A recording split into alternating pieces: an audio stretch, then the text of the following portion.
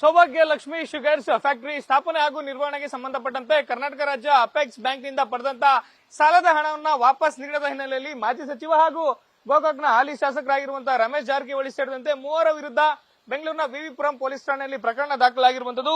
ಬೆಂಗಳೂರಿನ ವಿವಿಪುರಂ ಪೊಲೀಸ್ ಠಾಣೆಯಲ್ಲಿ ಐಪಿಸಿ 420 ಪ್ರಕರಣದಲ್ಲಿ ಮಾಜಿ ಸಚಿವ ರಮೇಶ್ ಜಾರಕಿಹೊಳಿ ಅವರು A1 ಆರೋಪಿಯಾಗಿದ್ದಾರೆ.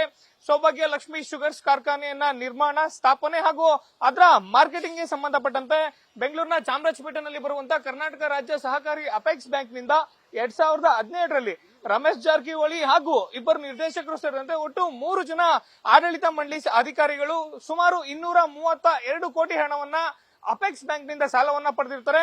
2017ರಿಂದ ಇದುವರೆಗೂ ಕೂಡ ಅಂದ್ರೆ 2017ರಿಂದ 2023ವರೆಗೂ ಕೂಡ ಪಡೆದಂತ 232 ಕೋಟಿ ಹಣವನ್ನ ಹಿಂದಿರುಗಿಸಿದ ಹಿನ್ನೆಲೆಯಲ್ಲಿ ಸದ್ಯಕ್ಕೆ ಒಟ್ಟಾರೆಯಾಗಿ 439 ಕೋಟಿ ಹಣವನ್ನ ಇವರು ಬಾಕಿ ಉಳಿಸಿಕೊಂಡಿದ್ದಾರೆ. ಜೊತೆಗೆ ಬ್ಯಾಂಕ್ ನ ಗಮನಕ್ಕೆ ತಾರದಂತೆ ಸೌಭಾಗ್ಯ ಲಕ್ಷ್ಮಿ ಶುಗರ್ಸ್ ಲಿಮಿಟೆಡ್ ನಲ್ಲಿ ತಮ್ಮ ಹುದ್ದೆಗಳನ್ನ ಬದಲಾಯಿಸಿಕೊಂಡಿದ್ದಾರೆ. ಇದು ನಂಬಿಕೆ ದ್ರೋಹ ಹಾಗೂ ವಂಚನೆ ಅಂತೇಳಿ ಕರ್ನಾಟಕ ರಾಜ್ಯ ಅಪೆಕ್ಸ್ ಬ್ಯಾಂಕ್ ನ ಜನರಲ್ ಮ್ಯಾನೇಜರ್ ಆಗಿರುವಂತಹ ರಾಜಣ್ಣ ಅವರು ರಮೇಶ್ ಜಾರಕಿಹೊಳಿ, ಶಂಕರ್ ವಿ ಪಾಟೀಲ್ ಹಾಗೂ ಮತ್ತೊಬ್ಬರ ವಿರುದ್ಧವಾಗಿ ಇಲ್ಲಿ ವಿವಿಪುರಂ ಪೊಲೀಸ್ ಠಾಣೆಯಲ್ಲಿ ಪ್ರಕರಣ ಕೂಡ ದಾಖಲಾಗಿರುವಂತದ್ದು. ಸದ್ಯ ರಮೇಶ್ ಜಾರಕಿಹೊಳಿ ಸೇರಿದಂತೆ 3 ಜನರ ವಿರುದ್ಧ ಐಪಿಸಿ 420 ಅಡಿಯಲ್ಲಿ ಪ್ರಕರಣ ದಾಖಲು ಮಾಡಿಕೊಂಡಂತ ವಿವಿಪುರಂ ಪೊಲೀಸರು ಸದ್ಯ ಅವರಿಗೆ ನೋಟಿಸ್ ಅನ್ನ ಕೊಟ್ಟು ವಿಚಾರಣೆಗೆ ಕರೆಯಲಿಕ್ಕೆ ಸಿದ್ಧತೆಯನ್ನು ನಡೆಸಿಕೊಂಡಿರುವಂತದ್ದು. ಕ್ಯಾಮರಾ ಪರ್ಸನ್ ಶ್ಯಾಮ್ ಜೊತೆ Shivakumar, news first, Bengaluru. News first ನಿರ್ಭೀತಿಯಿಂದ ನಿಮ್ಮ ಪರವಾಗಿ.